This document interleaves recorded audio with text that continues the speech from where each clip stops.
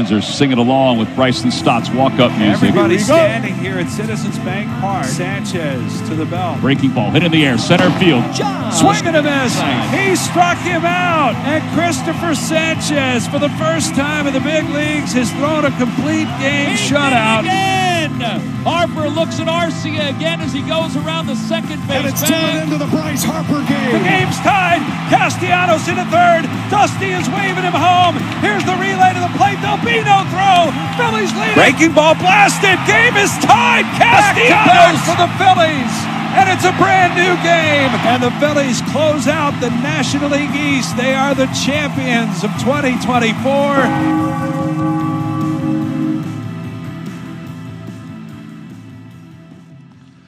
Alrighty, Chasers, welcome back to a brand new edition of the Quit Chasin Show. We are a little cheeky, a little irreverent, and always unqualified, and so much more than just a podcast. Now, we watch 162 Phillies games, so you don't have to, but we also talk music, movies, life, and whatever may come to mind in the meantime. I'm Alex Kruger, and amazingly enough, that is all that you're getting tonight. That is correct, folks. Danny has been extremely busy, as well as vacation and just life in general. Has not really been able to watch a lot of the Phillies and has to kind of get caught up on some things, which I do totally get. I've been there so damn much. And we've talked for a while about me doing a solo show, and God help us what that might look like. And we're going to go for it. But here's kind of where I'm at with it. I want to give two sides of Alex. There's always on Alex, which is going to be the guy that does the week that was and like the voice with the recap.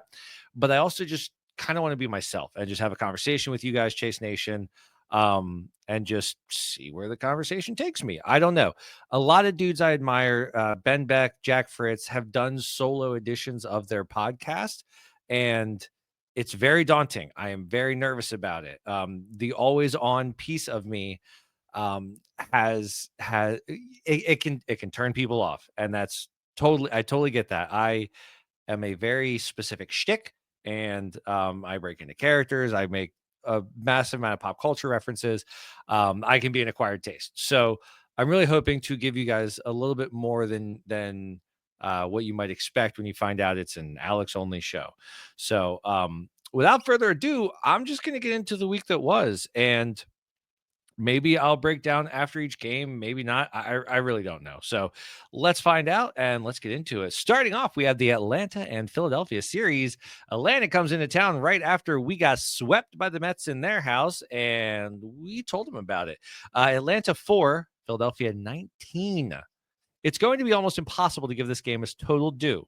But after a big old no-show in Flushing, the Phils took all of their frustration out on the Bravos as Nola worked through an early 3-0 hole, and Kyle Schwarber drove in 9 runs batted in behind his 4 home run night. Harper, Real Muto, and even Kepler, of all people, popped him out of the ballpark as well. 20 total hits by the boys in powder blue.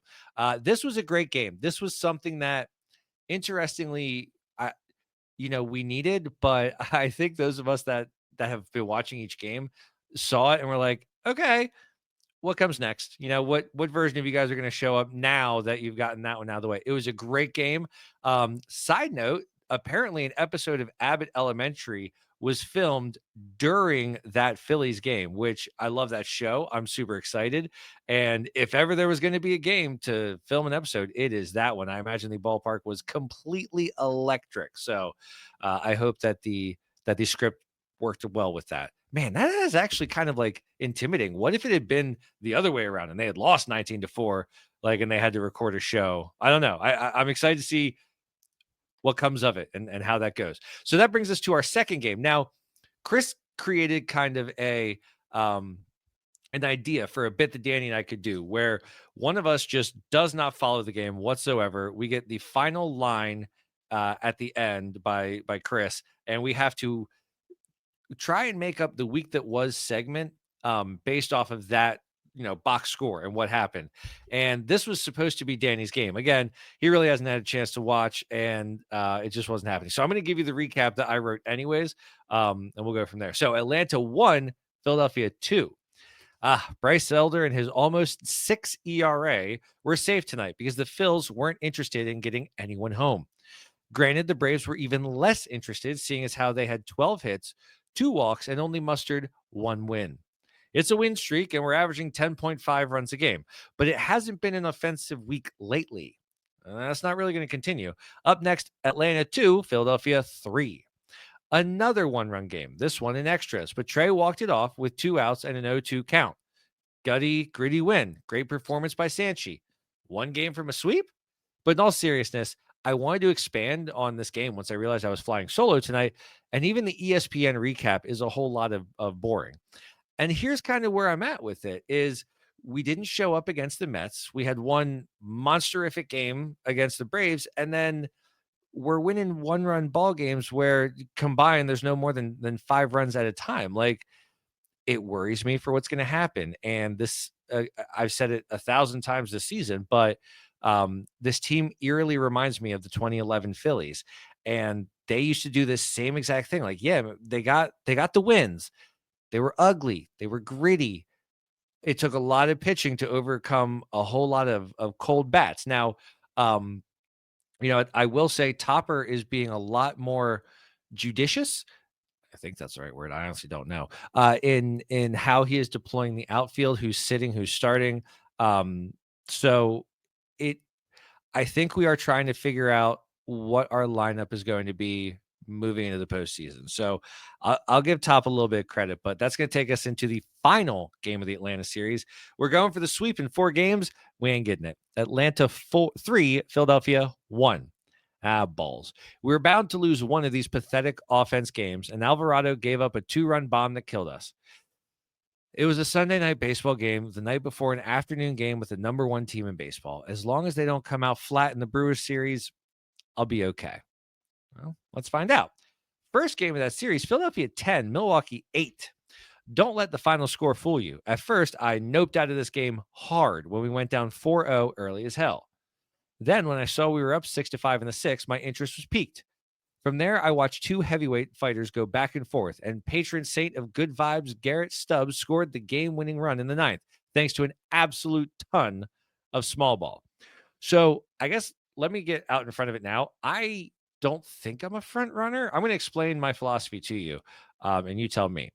I adore the Phillies. There is no doubt about that. Sometimes when they are playing consistently poorly and just uninspired ball, and I've watched a lot of crappy baseball after a while, and they do things like go down really early, really quick, I cannot continue to watch that. I have so many other things I can focus my life and my family time and my happiness around that I really don't have to give it to a baseball team that's not giving me any effort. But I'm enough of a sicko. I can't just go cold turkey. I have to keep following the game. So yes, if I see that there is hope, that there is a chance to see something cool, I will come back to it.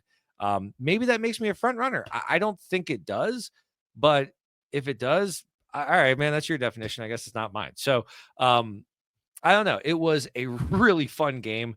It was really back and forth. Like that was one of the better games of the season. I wish I would have continued watching it. I do, but if I remember correctly, that was the first day when I got my girls back. So yeah, I'm gonna turn it off if it's a crappy game to begin with. So let's go to the second game of the series. Philadelphia 3, Milwaukee 6. Remind me to stop giving Nola flowers. My God. I guess giving up 5 over 6 isn't as bad as the beginning of the game when he gave up 5 over 5. Batters. Things cooled down from there, and we did end up having.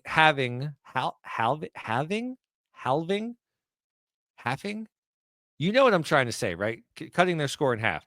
Frustrating game to watch. One of those games that makes you question this team, but I'm willing to believe in them still. Granted, the Brewers are now 4-1 against us in the regular season. Do with that intel what you will. It was not that much of an inspiring game. We went down really early, really quick. And I think it was a Taiwan start, maybe.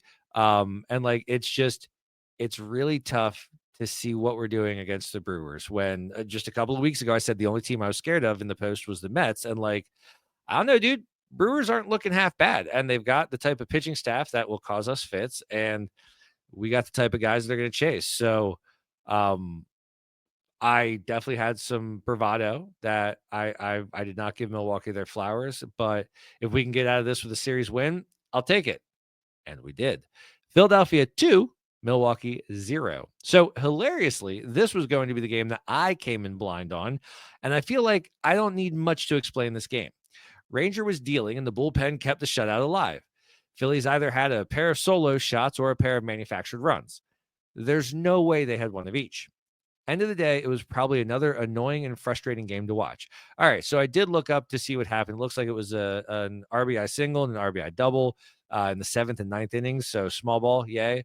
I haven't seen any highlights. I don't know much, but again, I'm happy we got the 2-3 series win against Milwaukee. I am terrified of what these bats are about to do in a month and where we go from here, because as of right now, these bats, they haven't exactly shown up for us, and that bugs me. So I guess again, it's September 4th, and I still don't really know what this team is, and that's frustrating as hell.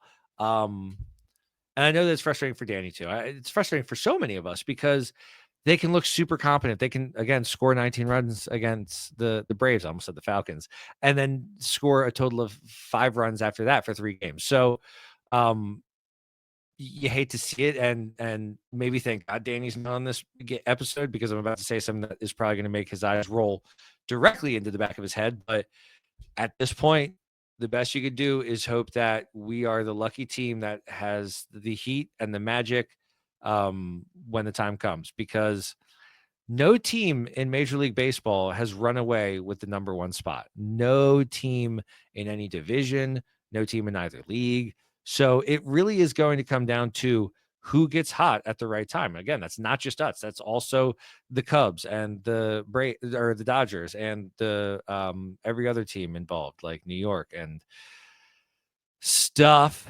over in the AL. So we'll see what happens. I'm not going to sound the alarm, but I understand if you want to, because this team is devilishly frustrating. And again, like, you look at the recap I just threw out at you, and it was 3 out of 4 from Atlanta and 2 out of 3 from Milwaukee. So like it was a good slate of games. I just don't feel fantastic about where the offense is coming out of that. So that was the week that was. I hope that was interesting. I have not switched from my agenda over to the recording to see how long I've been going. Maybe it's been 3 minutes, maybe it's been 13. I have no earthly idea.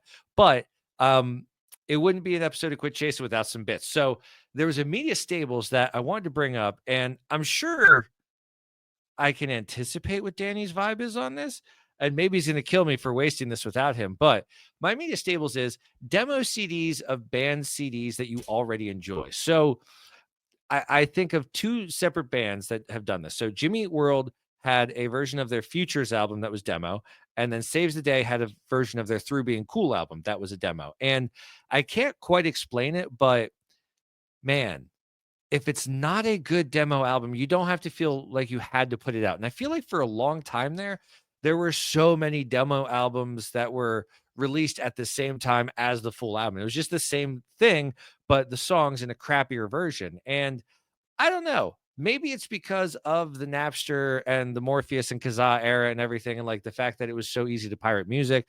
But somewhere along the way, we lost the art of B-sides and singles and places where you could bury these songs and bury these tracks. But like, it was a fun way, because when I listened to the Through Being Cool full demo album, I'm like, great. I'd rather just listen to the actual album. Whereas the Futures demo album, actually, the grittiness really does enhance the experience. So I don't really know what I'm getting into, but it was just something that I wanted to talk about. Maybe other people have experienced it too. Who knows? And folks, that's going to bring me to Love It, Hate It, surprisingly enough. And this week's Love It, Hate It is doing a solo show. I don't know. I have now moved over to the StreamYard, and I see that I'm at 13 and a half minutes. So maybe I think 15 minutes is a decent amount of Alex time for anyone to consume, anyone to enjoy. I think I had fun. I hope that I brought you something entertaining. I hope that you have a good idea of where the Phillies are at and what they've done this week. And Danny, I hope it made you proud. So I don't know, leave a comment, interact with us, email. I'll put all the stuff in the liner notes. But hope you have a great weekend and happy fall. It's coming. You can't hide from it. Wahaha. There you go. Oh, and everybody knows an ant can't move a rubber tree plant.